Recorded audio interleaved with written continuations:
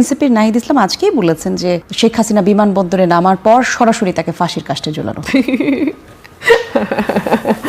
রাজনীতি তো একটু হুঙ্কার টুঙ্কার না দিলে তো হয় না। নেতা কর্মীদের একটু চাঙ্গা রাখতে হয়। নেতা না হয় আছে 10টা আর কর্মী না হয় আছে 5টা, 15 জনকে তো চাঙ্গা রাখতে হবে।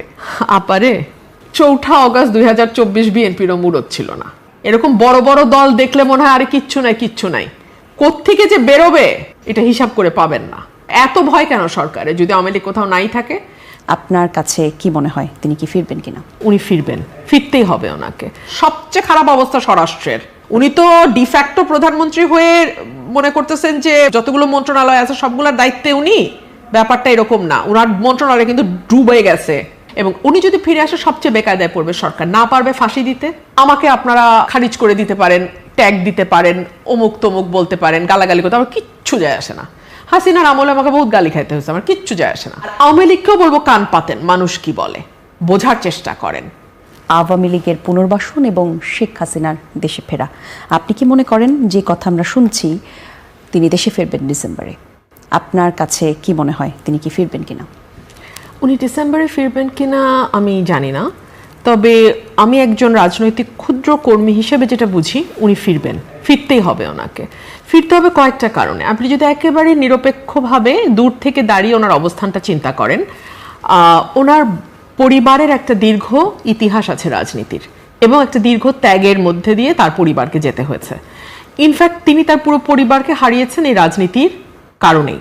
তার সঙ্গে জড়িয়ে আছে তার পরিবারের সঙ্গে তার আরো বৃহৎ পরিবার, তার দল, যে দলটিকে একেবারে ভেঙে চুরে যাওয়া অবস্থায় 75 থেকে 80 তিনি 81 সালে ফিরে এসে হাল ধরেছিলেন এবং 81 থেকে 26 46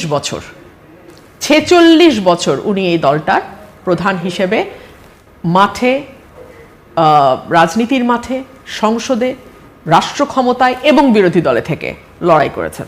সো এখন যদি উনি না আসেন, ওনার পরিবার তো কেবলমাত্র উনি এবং ওনার 2 সন্তান নন, ওনার পরিবার হচ্ছে আওয়ামী লীগের এই বিশাল পরিবার। সো এই কোটি কোটি নেতাকর্মী, সমর্থক, ভোটার, যারা ভোটার ধরেন নেতাকর্মী বাদ দিলেন, হ্যাঁ, সাধারণ মানুষ, তাদের কি হবে? 1, 2 হলো ওনার পরিবার এবং ওনার ব্যক্তির যে ত্যাগ এই রাজনীতির পেছনে, সেটা কোথায় যাবে? 3 হলো ওনার বয়স হচ্ছে, আল্লাহ না করুক ওনার স্বাভাবিক মৃত্যু যে কোনো দিন হতে পারে।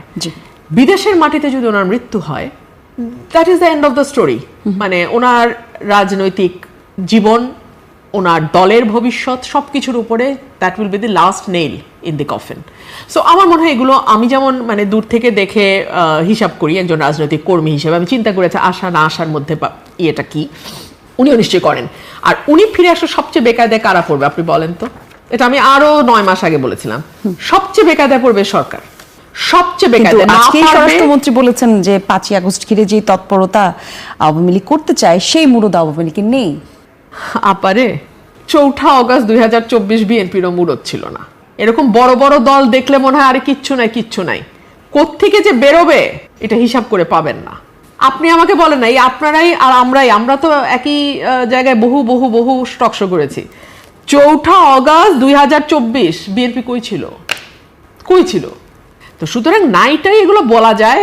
হাসিনাও বহু বলছে বিএনপি নাই, এগুলো বললে শান্তি লাগে, শান্তি পাওয়ার জন্য বলে, ওটা কোনো অসুবিধা নেই, পলিটিক্যাল রেটরিক। যদি নাই থাকে তাহলে আর শো ন্যারেজ দেখায় সব কর্মীকে ভিতরে রাখতে হয় কেন? তাহলে 5 জনের মিছিলে 500 জনের নামে মামলা হয় কেন? আমার এলাকায় যেই ছেলেটা হয়তো দল কোনোটাই করে না, হাসের ইলেকশন করেছে আমার সাথে, তার নামও আওয়ামী লীগের মধ্যে ঢুকায় দিয়ে মামলা দিতে হয়? এত ভয় কেন সরকারে যদি আওয়ামী লীগ কোথাও নাই থাকে? তো ওগুলোর জব আমি দিতে চাই না। আর স্বরাষ্ট্রমন্ত্রীর বরং ফোকাস করা উচিত ওনার নিজের মন্ত্রণালয়ের। সবচেয়ে খারাপ অবস্থা স্বরাষ্ট্রের। উনি তো ডিফ্যাক্টো প্রধানমন্ত্রী হয়ে মনে করতেছেন যে বাংলা মানে যতগুলো মন্ত্রণালয় আছে সবগুলোর দায়িত্বে উনি। ব্যাপারটা এরকম না, ওনার মন্ত্রণালয় কিন্তু ডুবে গেছে। He better focus on his own মন্ত্রণালয়। তো যাই হোক, আমি যেটা বলতেছিলাম যে ওনার এই সকল কিছুর হিসাব ওনার কাছেও নিশ্চিত আছে এবং উনি যদি ফিরে আসে সবচেয়ে বেকায়দায় পড়বে সরকার। না পারবে ফাঁসি দিতে, না পারবে কারাগারে নিয়ে নিরাপদ অবস্থায় দুঃখিত আপা, রাখতে। এই জায়গায় একটু আপনাকে কাটলাম। ফাঁসির কথা বললেন তো, এনসিপির নাহিদ ইসলাম আজকেই বলেছেন যে শেখ হাসিনা বিমানবন্দরে নামার পর সরাসরি তাকে ফাঁসির কাস্টে ঝোলানো। শুনেন, রাজনীতি তো একটু হুঙ্কার টুঙ্কার না দিলে তো হয় না। নেতাকর্মীদের একটু চাঙ্গা রাখতে হয়। নেতা না হয় আছে 10টা, আর কর্মী না হয় আছে 5টা, 15 জনকে তো চাঙ্গা রাখতে হবে। সেটা নিয়ে আমার কোনো বক্তব্য নাই। আমি সাধারণ মানুষের কথা শুনতে চাই, সাধারণ মানুষ কি বলে কিভাবে। আপনারাও কান পাতেন, আমি পলিটিক্যাল পার্টি সবগুলোকে বলবো আপনারা কান পাতেন, আপনারা দেখেন সাধারণ মানুষ কি বলে। আমার কথা আপনাদের তিতা লাগবে, আমাকে আপনারা খারিজ করে দিতে পারেন, ট্যাগ দিতে পারেন, অমুক তমুক বলতে পারেন, গালাগালি করতে, আমার কিচ্ছু যায় আসে না। হাসিনার আমলে আমাকে বহুত গালি খাইতে হয়েছে, আমার কিচ্ছু যায় আসে না। কিন্তু মানুষ কি বলে এটা কান পাতেন। কেন পাতেন? আমি এনসিপিকেও বলবো, বিএনপিকেও বলবো, জামাতকেও বলবো, কারণ মানুষকে ঘিরে আপনাদের কাজ। আর আওয়ামী লীগকেও বলবো কান পাতেন, মানুষ কি বলে বোঝার চেষ্টা করেন। আপনারা যে যখন ক্ষমতায় থাকে সে কিন্তু মানুষের পালসটা বুঝতে পারে না বলেই 5ই অগস্টের মতো ঘটনা ঘটে। তো সে কারণে আমি বলবো প্রত্যেকটা রাজনৈতিক দলকেই মানুষ কি বলে শোনেন, গণপরিবহন ব্যবহার করেন, রাস্তায় হাঁটেন, দুটো মানুষের সাথে কথা বলেন, আর কিছু না হোক ফেসবুকে দেখেন অনেক ছোট ছোট ছোট ছোট মোবাইল জার্নালিস্ট আছে, তারা কিন্তু ঠাস করে একে তাকে ধরে বাইট নেয়, কথা শুনে।